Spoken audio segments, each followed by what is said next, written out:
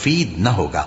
اے پیغمبر ان سے کہہ دو کہ تم بھی انتظار کرو، ہم بھی انتظار کرتے ہیں۔ جن لوگوں نے اپنے دین کے حصے بکھرے کر لیا اور خود بھی کئی فرقے ہو گئے، ان سے تم کو کچھ کام نہیں، ان کا کام اللہ کے حوالے۔ پھر جو کچھ وہ کرتے رہے ہیں وہ ان کو سب بتائے گا۔ جو کوئی اللہ کے حضور نیکی لے کر آئے گا تو اس کو ویسی 10 نیکیاں ملیں گی، اور جو برائی لائے گا تو اسے سزا اس جیسی ہی ملے گی، اور ان پر ظلم نہیں کیا جائے گا۔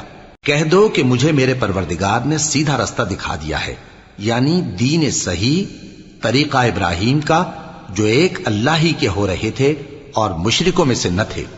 یہ بھی کہہ دو کہ میری نماز اور میری قربانی اور میرا جینا اور میرا مرنا سب اللہ رب العالمین ہی کے لیے ہے، جس کا کوئی شریک نہیں، اور مجھ کو اسی بات کا حکم ملا ہے، اور میں سب سے اول فرمانبردار ہوں۔